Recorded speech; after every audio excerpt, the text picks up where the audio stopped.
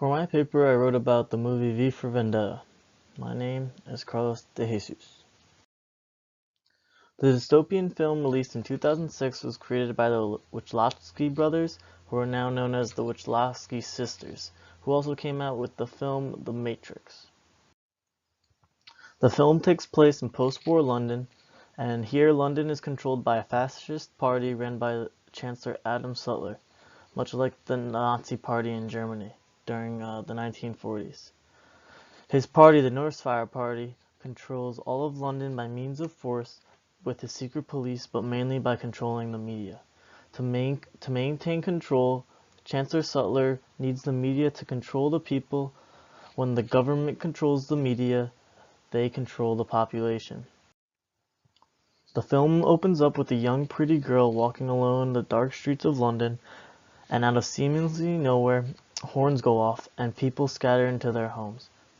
These horns would signal London's mandatory curfew set up by the Chancellor and his party. So this girl then dips into an alley, clearly breaking curfew, and then out of the shadows comes the secret police who appear to sexually harass her. A flash is shown on screen, and a large man dressed in black with a mask and cape kills the secret police, saving the girl. He introduces himself as V. She introduces herself as Evie. Right after V and Evie meet in the alley, V takes her to see a show, and this is not a typical play or like a movie. V begins to play music through the Northfire Party speakers in the streets of London, and then blows up the Old Bailey, which is an old court building in the heart of London. V, the vigilante hero, is sending a clear message to the government that it cannot control him, and he will not let them control the people. This scene is important because it shows how the government controls the media, and as the days go by, the media reports that it was not a terrorist attack, but a plan-controlled secret demolition held by the government. The Chancellor throughout the film is only seen on a big screen, and is hiding in some bunker, only communicating with his High Council. He is behind everything in London, what news comes out of London, and what news is reported into London. He does this to keep control, as he knows he needs the media to keep the people on his side and to never question him. Everything that V is doing is to disrupt the government, and while he's disrupting the government, he's leaving grains of the truth for the people to follow. He wants them to know the truth.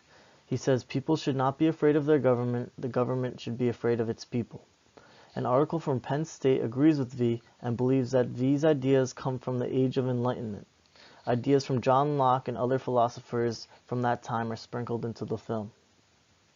Gordon Dietrich is an important character of the film. He hosts one of London's late-night shows similar to Saturday Night Live.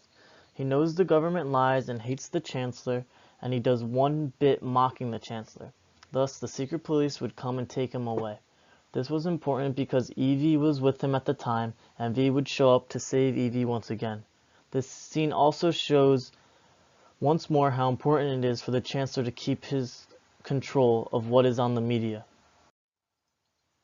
V is a highly effective hero in the film. He is the only one who fully knows the truth of what the government is doing. In the beginning of his reign, the Chancellor had a secret police round up minorities, Jews, Muslims, gays, and anyone who opposed him. They would all end up in a concentration camp called Larkhill. Here they'd be abused, killed, and tested on. Nobody knows about this because the Chancellor had almost deleted it completely from history. However, one person survived to tell the tale. You guessed it, it was V, who calls himself that because that was the cell number he was in. V5. He wears his mask because when he escaped, it ended in a fiery explosion that would disfigure his body. Now he is leaving a trail of truth for somebody to follow, to end up exposing the Northfire Party and freeing the people from the government's lies. This is where Inspector Finch comes in. Inspector Finch has the mission as head detective in London to find V. V is always one step ahead and manages to always elude Finch. However, V has been leading Inspector Finch this whole time to the truth. There are many examples of how the Chancellor controlled the media, but the most horrific one is the Three Waters epidemic. Three Waters was an elementary school where a handful of children were killed by a strange disease. One of those children would be Evie's brother. Now the Chancellor came out with a cure to the disease and a vaccination to prevent it for the whole country. Not known to the people that he had the disease created and spread onto his own people, killing children. All of that was just to keep power and to keep the people fooled.